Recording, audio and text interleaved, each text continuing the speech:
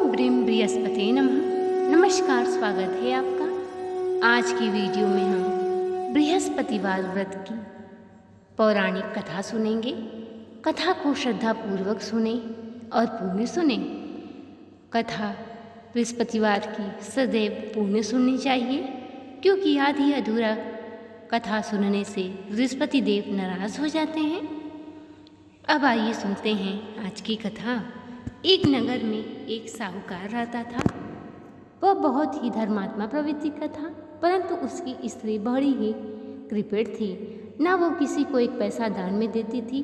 वह राजा को भी ऐसा करने से मना किया करती थी, परंतु राजा उसकी बात नहीं मानते थे और धर्म कार्य हमेशा किया करते थे। एक समय की बात है, बृहस्पति देव साधु के रूप में उसके दरवाजे पर उसकी परीक्षा लेने के लिए भिक्षा मांगने आए और कहने लगे कि हे रानी जी, मुझे भिक्षा दे दो। रानी कहने लगी, मैं इस दान और पुण्य से तंग आ गई हूँ। इस कार्य के लिए मेरे पति देव भी बहुत हैं। अब आप ऐसी कृपा करें, सारा धन नष्ट हो जाए तथा मैं आराम से रह सकूं। साधु रूपी ऋषिदेव ने कहा, हे देवी, तुम बड़ी विचित्र हो। संतान और धन से कोई दुखी नहीं होता, इसको तो सभी चाहते हैं। पापी पुत्र और धन की इच्छा करता है। इस पर रानी कहने लगी, मुझे धन की आवश्यकता नहीं है, क्योंकि मुझे ऐसा धन नहीं चाहिए जिसको रखने और संभालने में मेरा सारा समय नष्ट हो जाए। इस पर साधु रूपी ऋषिदेव ने कहा, हे देवी, मैं जैसे तुम्हें बताता हूँ तुम वैसा ही करना। 7 दिन बृहस्पतिवार को घर को गोबर से लीपना, केशों को पीली मिट्टी से धोते समय स्नान करना, राजा से कहना हजामत करवाए, भोजन में मांस मदिरा खाना। इस प्रकार करने से तुम्हारा सारा धन नष्ट हो जाएगा। रानी ने इस प्रकार कर्म करने प्रारंभ किए।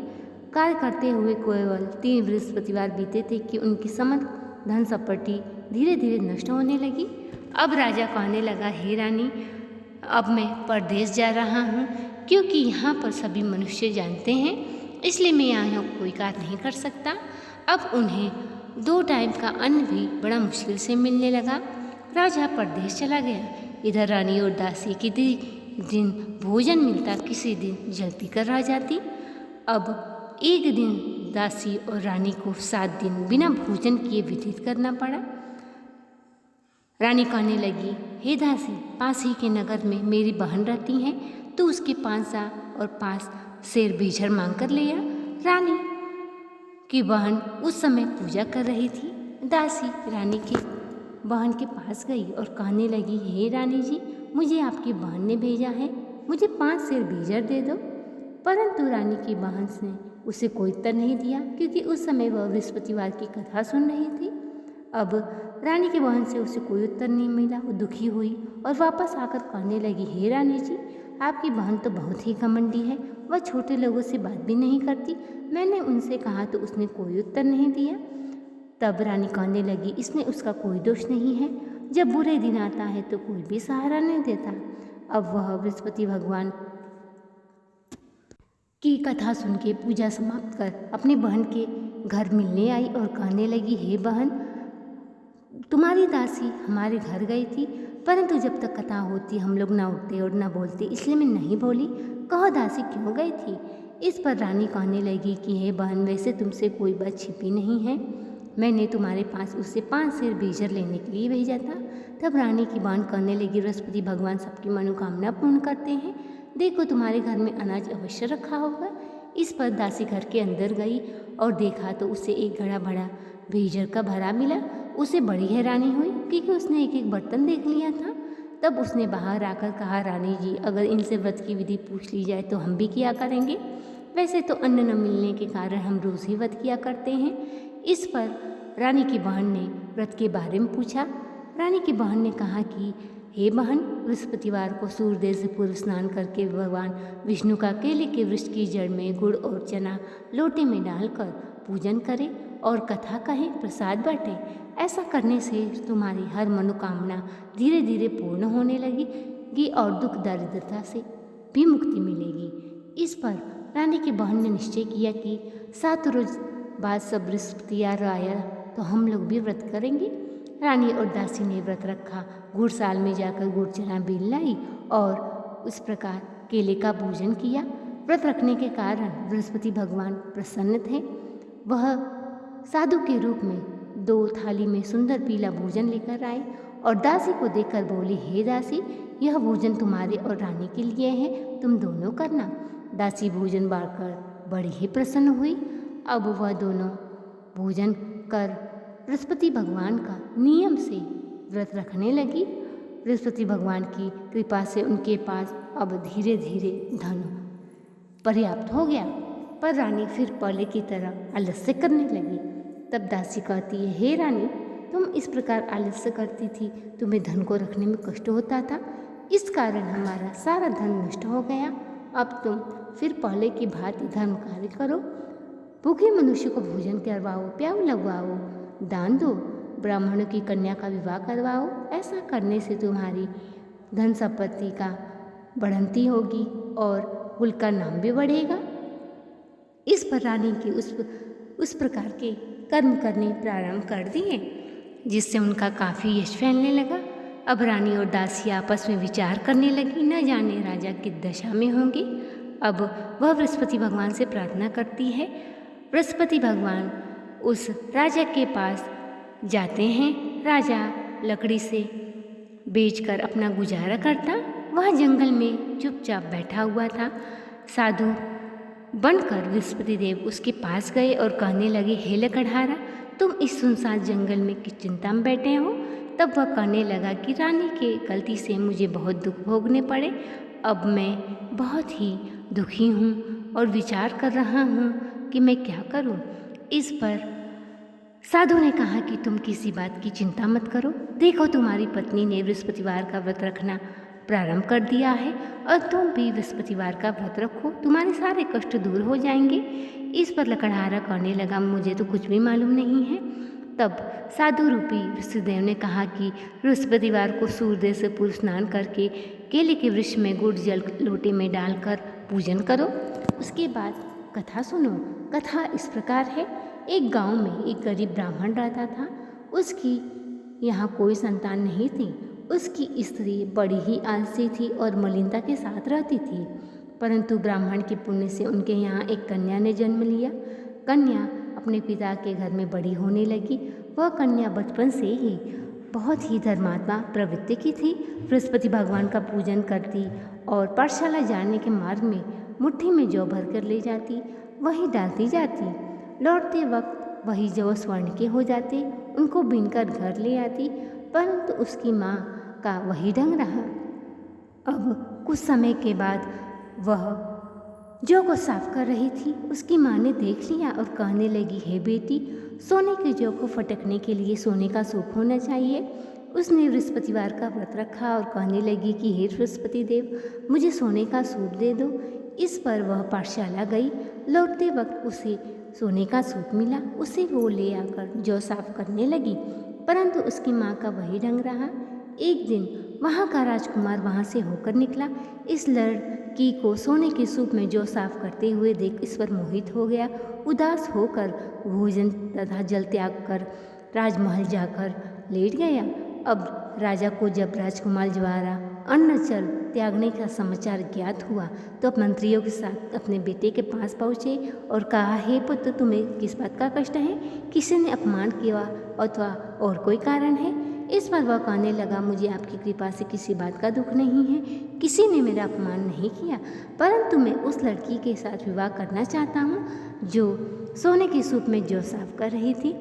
इस पर राजा ने कहा, इस प्रकार की कन्या का पता तुम लगाओ, उसके साथ तुम्हारा मैं विवाह अवश्य करवा दूंगा। अब राजकुमार ने लड़की के घर का पता बतलाया। राजा के मंत्री लड़की के घर गए और ब्राह्मण को आदेश सुनाया। ब्राह्मण खुश हो गया, अपनी कन्या के विवाह राजकुमार के साथ करवा दिया। कन्या के घर से जाते ही उसके घर में पहले की भांति गरीबी का निवास हो गया। अब तो अन्न बड़ा मुश्किल से होता। ब्राह्मण दुखी होकर अपनी बेटी से मिलने गया। बेटी ने पिता की दुखी अवस्था को देखा, खूब ढेर सारा धन दिया और विदा किया। कुछ समय तो सुखपूर्वक व्यतीत हुआ कि लेकिन बाद में फिर वही हाल हो गया। इस पर वह ब्राह्मण फिर अपनी बेटी से मिलने गया। तब बेटी कहने लगी, हे पिताजी, अब माताजी को विवाह में मैं वह विधि बता दूंगी जिससे गरीबी दूर हो जाएगी। ब्राह्मण अपनी पत्नी को लेकर पुत्री के राजमहल पहुंचा। पुत्री माँ को समझाने लगी, हे माँ, तुम सर्वप्रथम स्नान करके बृहस्पति भगवान का पूजन करो तो सब दरिद्रता दूर हो जाएगी। परंतु उसकी माँ उसकी एक बात नहीं मानती। वह सुबह उठते ही अपनी पुत्री के बच्चों का जूठा खा लेती थी। एक दिन उसकी पुत्री को बहुत गुस्सा आया। उसने कोठरी से सारा सामान निकाल दिया। उसमें अपनी माँ को बंद कर दिया और निकाल के स्नान करा के पूजा पाठ करवाया। तो उसकी माँ की बुद्धि अब धीरे धीरे ठीक होने लगी। अब वह नियम से पूजा पाठ करने लगी। इस लोक का सुख भोग कर स्वर्ग को गई। इस प्रकार कथा कर साधु महाराज ऋषिदेव वहाँ से अंतर्ध्यान हो गए। अब राजा लकड़हारे ने सोचा कि मैं बृहस्पति भगवान का पूजन अवश्य करूँगा। बृहस्पतिवार का दिन आया। लकड़ी लेकर वह शहर गया। उसे और दिनों से अधिक धन मिला। उसने पूजन का सामान मंगाकर पूजा कही, प्रसाद बांटा। अब तो उसका कष्ट धीरे धीरे दूर होने लगा। परंतु अगला बृहस्पतिवार आया तो व्रत रखना भूल गया। संयोगवश उस राज्य के राजा ने विशाल यज्ञ का आयोजन किया और सबसे घोषणा करवा दी कि सब लोग मेरे यहाँ भोजन करने आए। जो इस आज्ञा को नहीं मानेगा उसको फांसी की सजा दी जाएगी। अब लकड़हारा कुछ देर से पहुंचा। देर से पहुंचने के कारण राजा लकड़हारे को राजमहल में ले आकर भोजन कराने लगे। रानी की दृष्टि उस खूंटी पर पड़ी जिस पर उसका हार लटका हुआ था। हार खूंटी पर लटका दिखाई नहीं दिया, क्योंकि लकड़हारा जब भोजन करता रहा था, देखते देखते वह हार खूंटी निगल गया। अब रानी को निश्चय हो गया, मेरा हार लकड़हारे ने चुराया है। राजा ने आदेश दिया लकड़हारे को कारागार में बंद कर दिया जाए। अब जब राजा जेलखाने में बंद हुआ तो दुखी होकर विचार करने लगा कि न जाने कौन से पूर्वजन्म के कर्म से मुझे यह दुख प्राप्त हो गया। रात्रि को जब वह सोया, साधु रूपी ऋषिदेव उससे कहने लगे, अरे तूने बृहस्पतिवार का व्रत नहीं रखा, इस कारण बृहस्पति भगवान तुझसे नाराज है। अब तो अगले गुरुवार को बृहस्पतिवार का व्रत रखना। जेल खाने पे तुझे 4 पैसे पड़े मिलेंगे, उनसे तो बृहस्पति भगवान का पूजा का सम्मान मंगा कर पूजा करना और प्रसाद बांटना। अब लकड़हारा सुबह उठा और जब बृहस्पतिवार आया तो उसे जेल के द्वार पर 4 पैसे पड़े मिले और उसने पूजा की सामान मंगवाया, कथा कही, प्रसाद बांटा। उसी रात्रि को राजा के स्वप्न में साधु रूपी ऋषिदेव ने कहा, हे राजा, तूने जिस लकड़हारे को बंद किया है वह निर्दोष है, उसे छोड़ दे, नहीं तो मैं तेरे राज्य को नष्ट कर दूंगा। अगले दिन जब प्रातः राजा जागा तो लकड़हारे को बुलाकर क्षमा मांगी। राजा के योग्य सुंदर वस्त्र आभूषण उसे देकर विदा कर दिया। जब वह राजा अपने देश को पहुंचा तो देखा कि महल में और पूरे गांव में अधिक धर्मशाला मंदिर बने हुए थे। यह पूछने पर सारे नगर के लोग कहने लगे कि ये सब रानी और दासी द्वारा बनवाए गए हैं। तब राजा को बड़ा क्रोध आया।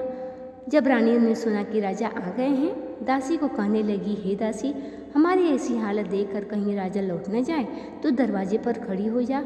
जब राजा आए तो दरवाजे पर दासी खड़ी हो गई, उनको अपने साथ महल में लिवा लाई। तब राजा ने तलवार निकाली और पूछने लगा, बताओ तुम्हें ये धन कैसे प्राप्त हुआ। तब रानी कहने लगी कि मुझे यह सब बृहस्पति भगवान की कृपा से प्राप्त हुआ है। इस पर राजा ने निश्चय किया कि 7 रोज तो सभी बृहस्पतिवार का व्रत रखते हैं, लेकिन मैं रोज़ व्रत करूंगा और दिन में 3 बार कथा करूंगा। अब तो राजा के दुपट्टे में हर समय चने की दाल बधी रहती। एक दिन उसने सोचा कि मैं अपने बहन के घर जाऊंगा। इस प्रकार वह घोड़े पर सवार होकर निकल गया। रास्ते में उसने देखा कुछ आदमी मुर्दे को लिए जा रहे हैं। राजा ने कहा, मेरी कथा सुन लो। कुछ आदमी बोले, हमारा तो आदमी मर गया है, इसको अपनी कथा की पड़ी है। परंतु कुछ आदमी बोले, अच्छा कहो, हम तुम्हारी कथा सुनेंगे। इस पर राजा ने दाल निकाली और कथा कहनी शुरू कर दी। कथा आदि हुई तो मुर्दा हिलने लगा और कथा समाप्त होते होते राम राम करते हुए मुर्दा उठ खड़ा हो गया। राजा आगे बढ़ा। किसान में उसे एक हल चलाता मिला। किसान से राजा ने कहा कि मेरी कथा सुन लो। किसान कहने लगा, जब तक तेरी कथा सुनूंगा 4 हरिया जोत लूँगा, जा तो कथा किसी और को सुनाना। इस पर राजा आगे बढ़ा। राजा के हटते ही बैल पछाड़ खाकर गिर गए। किसान के पेट में दर्द होने लगा। जब किसान की पत्नी रोटी लेकर आई, बेटे से सब हाल पूछा। बेटे ने सब हाल बता दिया। बुढ़िया दौड़ी दौड़ी घुड़सवार के पास गई और कहने लगी, मैं तेरी कथा सुनूंगी, तू अपनी कथा मेरे खेत पर चलकर करना। इस प्रकार राजा ने आकर खेत पर कथा कही, जिसे सुनकर उसके लड़की का पेट दर्द ठीक हो गया और बैल भी खड़े हो गए। अब राजा अपने बहन के घर पहुंचा। बहन ने भाई की खूब मेहमानी की, लेकिन राजा जब प्रातः जागा तो उसने देखा कि सब लोग भोजन कर रहे हैं। राजा ने अपनी रानी बहन से कहा कि हे बहन, कोई ऐसा व्यक्ति है जिसने भोजन न किया हो जो मेरी कथा सुन ले। इस पर बहन कहने लगी, ये देश ऐसा है, पहले यहाँ के लोग भोजन करते हैं, बाद में अन्य काम करते हैं। अगर कोई पड़ोस में हो तो दिखाती हूँ। इस पर वह देखने चली गई। देखते देखते वह एक कुम्हार के घर गई जिसका लड़का 3 दिन से बीमार था। उसके यहाँ किसी ने 3 दिन से भोजन नहीं किया था। राजा की कथा कहने के लिए उसकी बहन ने कहा। कुम्हार तैयार हो गया।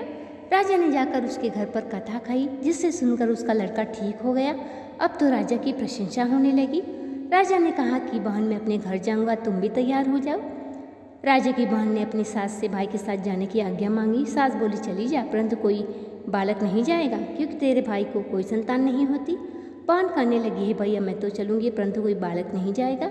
इस पर राजा उदास होकर अपने नगर को लौट आया और कहने लगा, हम निसंतान हैं, इसलिए कोई हमारे घर आना पसंद नहीं करता। इस पर रानी कहने लगी, बृहस्पति देव ने हमें सब कुछ दिया है, वे हमें संतान भी अवश्य देंगे। उसी रात्रि को बृहस्पति देव राजा के स्वप्न में प्रकट होकर कहने लगी, हे राजा, सब सोच त्याग दे, तेरी रानी गर्भवती है।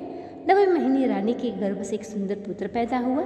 यह सुनकर उसकी बहन उसके घर बधाई लेकर आई। तब राजा कहने लगा कि हे बहन, तुम आई, मुझे बहुत खुशी हुई। परंतु रानी कहने लगी कि घोड़ा चढ़कर नहीं आई, गधा चढ़ी आई, और ताने देने लगी। इस पर ननद कहने लगी कि हे भाभी, मैं इस प्रकार न कहती तो तुम्हें औलाद कैसे मिलती। बृहस्पति देव ऐसे ही है, जिसके मन में जो कामनाएं रहती हैं सभी को पूर्ण करते हैं। बोलो बृहस्पति महाराज की जय। तो ये थी आज की बृहस्पतिवार की कथा। अब आइए सुनते हैं बृहस्पतिवार की आरती। ओम जय गुरु बृहस्पति देवा, छिन छिन भोग लगाओ, कदली फल मेवा। ओम जय गुरु बृहस्पति देवा, तन मन धन अर्पण कर, जो जन शरण पड़े, प्रभु प्रकट तब होकर, आकर द्वार खड़े। ओम जय गुरु बृहस्पति देवा, दीन दयाल दयानिधि, भक्त हितकारी, पाप दोष सब हरता, भवबंधन हारी। ओम जय गुरु बृहस्पति देवा, सकल मनोरथ दायक, सब संशय हारो, विषय विकार मिटाओ, संतन सुखकारी। ओम जय गुरु बृहस्पति देवा, जो कोई आरती तेरी प्रेम सहित गावे, जेठानंद आनंद कर, सो फल निश्चय पावे। ओम जय गुरु बृहस्पति देवा। बोलो विष्णु भगवान की जय, माता लक्ष्मी की जय। तो ये थी आज की कथा। वीडियो पसंद आया हो तो चैनल को सब्सक्राइब, वीडियो को लाइक और शेयर करें। कमेंट बॉक्स में भगवान विष्णु माता लक्ष्मी का जयकारा लगाएं। इस वीडियो को अपने पुण्य हाथों से शेयर अवश्य करें। मिलते हैं अगली वीडियो में अगली कथा के साथ। तब तक के लिए नमस्कार।